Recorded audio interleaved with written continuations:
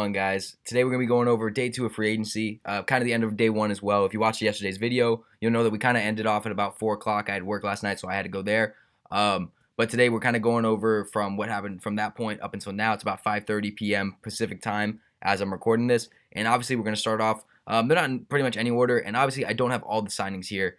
We're going to start off with Tom Brady, though, but I don't have all the signings here. There's a lot of them that are important, and a lot of them that are important to probably your teams. That I can acknowledge that there's going to be some that aren't going to be on here. But if we put every free agent that got signed out here, it would take so long. But no, please be sure to share the video, like it. The views have been kind of going down. It's just an algorithm thing. It happens. But make sure you leave a like, subscribe if you're new. We do this pretty much every day, at least for free agency. This is my favorite time from now until the draft. We're going to be pumping out a lot of videos. Especially with the whole coronavirus crap going around. We're going to be staying inside, doing a lot of videos right now, but we're going to be going into this. Of course, leave a like, subscribe, and thank you so much for watching. As of course, you're kind of just here listening. This is just pretty much my opinion on it, how I think it's a good fit or it's not. So starting off with Tampa, getting Tom Brady. Man, I am excited. Mike Evans and Chris Godwin having Jameis was insane, and I think that's because I think the one thing we got to look at is that Jameis was a guy who would throw the ball no matter what. And that's resulted in him getting a 30-30 year. So getting a guy like Brady who's smart with the ball, I'm not sure if everybody's realizing the excitement that's going to kind of take out of that sense. Because Winston would throw 5 picks, but for every 5 picks, he'd throw 5 touchdowns. I mean, that's literally what his repertoire was. So we're going to be losing. Brady's not going to be able to throw a 60-yard bomb all the time. They're going to be more methodical. They're going to be able to run a better offense, and I think overall as a team they're going to have a lot more success. But it's not going to be as flashy as everyone's thinking right now. We got to realize who Brady is as a quarterback and realize that he's a game manager. He's a clutch gene. He's very much, I'm going to get you the right way. He's not let me air it out. He's not the Phillip Rivers type where it's I'm going to air this thing out, or Ben Roethlisberger type, and that's why Brady's won so many rings is because of that. So getting him there, it's supposed to be around $30 million a year. I'm guessing a 2-year deal. But getting him there is going to be awesome. In the new uniforms, they got new uniforms coming out. Tom Brady coming in. They got Shaq Barrett back, which is awesome. The one thing that we got to realize, too, is that Jameis is going to be a quarterback somewhere else. Where's Jameis going to be landing? That's another big thing. But for Tom Brady signing in Tampa, I think it's going to be good for them, especially with – I can't wait to see Brady versus Breeze twice a year. That's going to be awesome. But with the Panthers going through what they're going through, the Falcons going through what they're going through, I think it's gonna be really fun to see how this pans out for them. But that's what I'm gonna put for Tom Brady. There's a lot of stuff we could get to, but the second one is another quarterback, Teddy Bridgewater. He's dancing down there in the gift there, but $63 million a year for 3 years, $21 million a year. For Carolina to get a franchise quarterback for them, hopefully, is utterly insane. That's about where I thought Teddy would get a contract, about $21 million a year, and I'm glad that they could come to it. But Matt Rule's got a new toy. They got Joe Brady coming back to work with Bridgewater, which is awesome. I think this is a good fit. I think Teddy is kind of that mix between a Cam Newton and a pocket passer kind of type. So for him to be in a situation where he's going to be able to have fun in that offense with McCaffrey and more, and as well as kind of show what he can do athletically. I pray for him to be as healthy as possible because, when he came in, he did a very good job managing the games for the Saints, got a lot of wins for them when they needed it most, especially because when Teddy came in, no one expected him to keep going like that. And I think he's going to do great in Carolina. I hope that he does get his career back on track with this Carolina deal, and I can't wait to see him take over. I guess I'll move this one next just because Carolina is obviously moving on from Cam Newton. They've given him permission. This is a big thing, is that I don't know what he does with his little fonts there. It's very weird and kind of I don't know. In my opinion, it's just kind of stupid, but that's kind of Cam's style. So I understand that's a lot of the lore to him. So I understand why he's doing everything, but he basically said, I didn't ask for a trade. You guys are forcing it. So Cam's not going to be a Panther.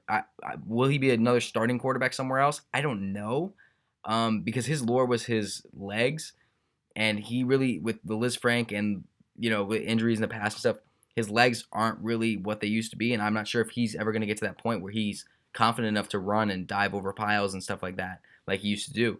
And Cam Newton's arm, we all know, it hasn't ever been great. It really, his MVP season he didn't even have that great of an arm.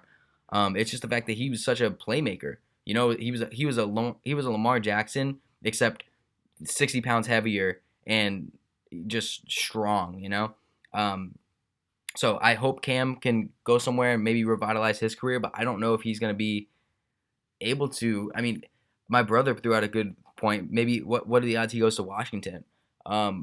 You know, Haskins is wishy-washy. You know, like we talked about before. It's not that he had a great year this year. Ron Rivera's there, so Cam Newton could end up in a team like Washington. That wouldn't be a horrible thing to where if he needs to recover, they have Haskins. That's something I could see. But yeah, the Cam Newton news is kind of crazy. We're waiting for him and Jameis to kind of figure out where they're going. Colts giving Phillip Rivers a 1-year, $25 million deal. I don't like Phillip Rivers. I don't think he's worth $25 million, but I love this contract. And the reason why I love his contract is it's a 1-year deal, which means that they could still go after a quarterback in the draft if they want.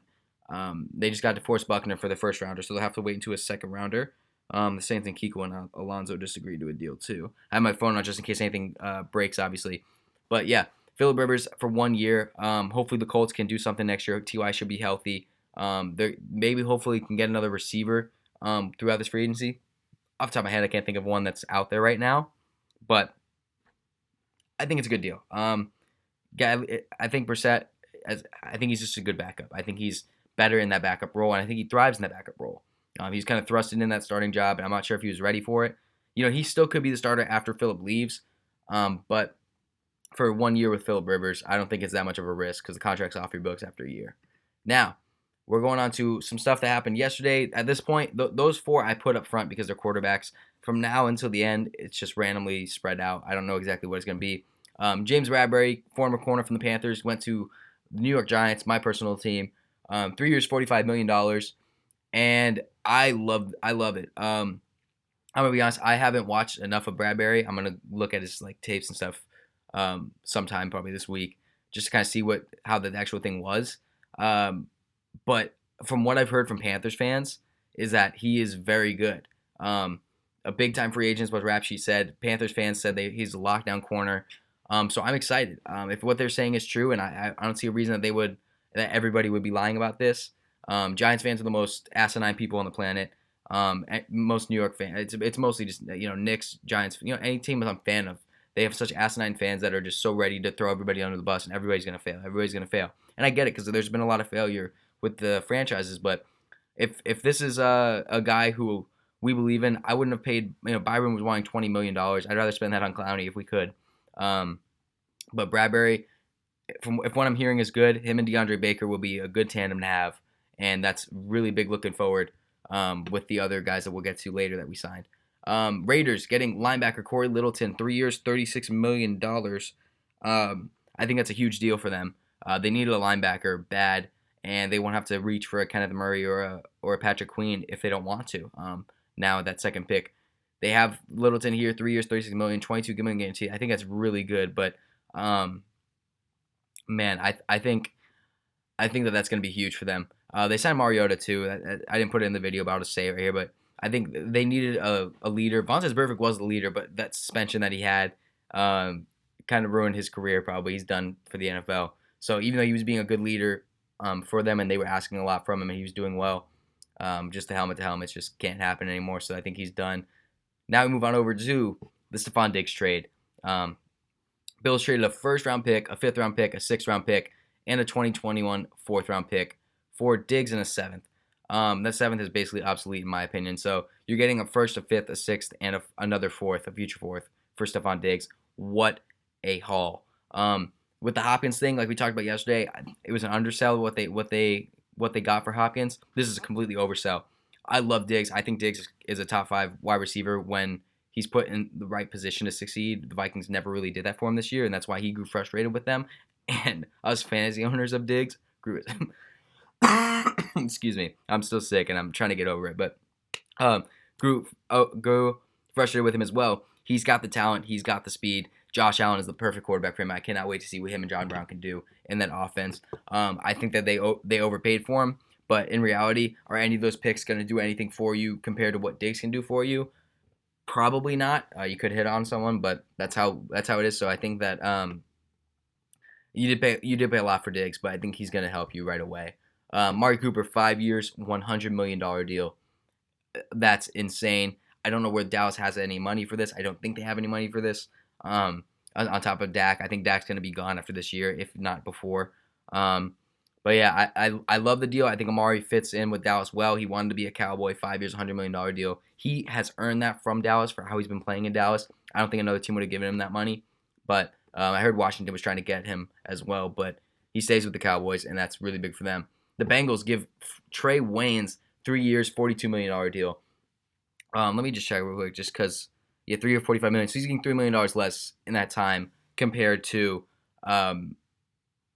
what's his name, to Bradbury. And I think that's a lot overpaid. But the reason I think it's a good deal is because Trey Waynes is a solid safety. He's just been he's been injured, which is kind of scary, which I think it's a good deal just because even though you're overpaying, sometimes you have to overpay for somebody. The Bengals need people. They just need people in the building. They need somebody that can produce. And getting a corner like a Trey Waynes to go along with what you have there, it's going to at least help you a little bit. And that little bit is just what you need right now with Burrow coming in, AJ Green getting tagged, etc. So get your guy, get your guy.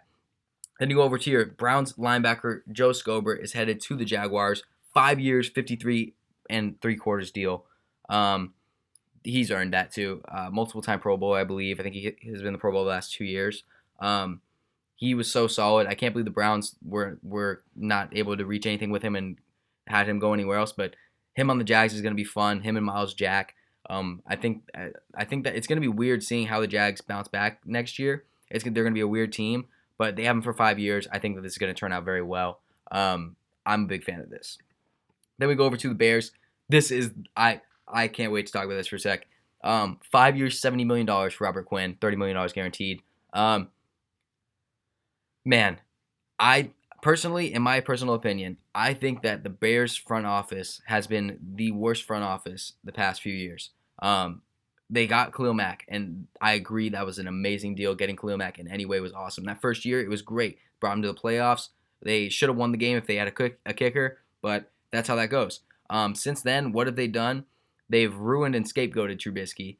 The year after he was in the Pro Bowl, Khalil Mack has seen all of his teammates that were good on his defense either deteriorate or leave. The offensive line has just seemed to get worse and retire. They paid Trey Burton. He hasn't been producing like they wished. They paid Taylor Gabriel. Hasn't been producing like he wished. Al Robinson's been a good receiver, above average receiver, probably B+ in my opinion. But I think he's best suited as a number 2 at this point in time in his career.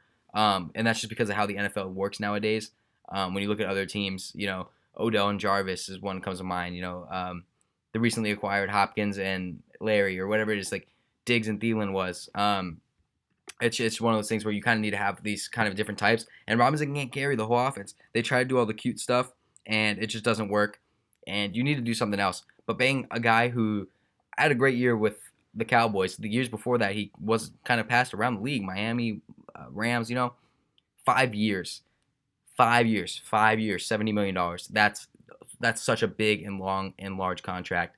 I hope it works out. Him and Khalil Mack should be really cool to see with Akeem Hicks back in the middle. You hope it pans out, man. You just hope it pans out. So we got a couple more.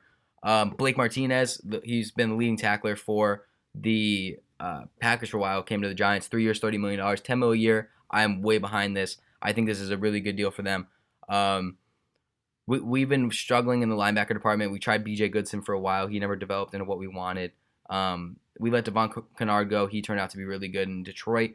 We had Alec Ogletree, who I think was his worth. We sent like a 5th rounder for him, but he wasn't anything special. So getting out of Blake Martinez, who we know what he can do. He can tackle well. Ryan Connolly, our rookie, who had a couple good games before he got injured for the season, should be coming back. Could learn from Blake Martinez. Hopefully they can be pretty solid in the middle. Maybe still go after Isaiah Simmons. But 3 years, $30 million. I'm behind that deal. Nothing too expensive. Nothing too shabby. Nothing too short. Nothing too long. It's just the right deal. I think that the Giants have made 2 really good deals in those. Kendall Fuller, Chiefs former corner, headed to the Vikings for 4 years, $40 million. Another 10-year deal. Not 10-year deal. $10 million a year deal. Fuller, I think, is a very solid corner. Probably like top 20, top 15, in my opinion. I hope he does well with the Redskins. I don't know. I thought of him higher before Tyrann Mathieu got there. once Tyrann Mathieu got there, Fuller kind of got exposed a little bit more, which is kind of weird because you really saw the difference between a star and Fuller. And I think he's gonna be good though. He should be solid. I think Ron Rivera is gonna do a lot for them. And the NFC East, I mean, you have Amari Cooper, the Giants. Sorry, Giants have Slayton, who had a really good rookie year. Eagles have obviously Alshon Jeffrey at the moment, at least. So it's a very high-powered offensive division, and I think that everyone's growing. So getting a corner like this is really gonna help them out, especially with them cutting Norman and Dunbar leaving. I think he's still left, right? Then we go to Kyle Van Noy, $30 million guaranteed, $51 million for 4 years. The Dolphins have made so many great moves.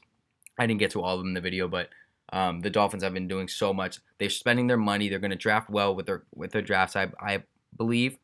And they're ready to compete literally next year. Brady's out of the division, and look at that. The Bills and the Dolphins are ready to compete right away.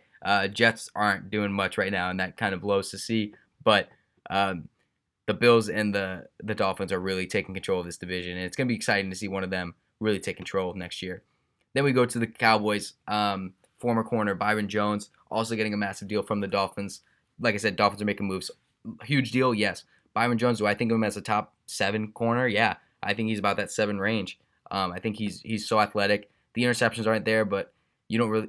I don't measure by stats. I measure by the play on the field. And the play on the field shows me Byron Jones as a top 7 corner, and his athleticism is beyond insane. I think he still holds the record for. Maybe he doesn't. He had like the highest vertical for so long or something like that. I don't know. But Byron Jones is an athletic freak. I love that deal for the Dolphins. I think he's going to be great, especially with Xavier Howard. Those are lockdown corners there. And they're going to have to guard DIGGS twice a year, so that's going to be huge for them.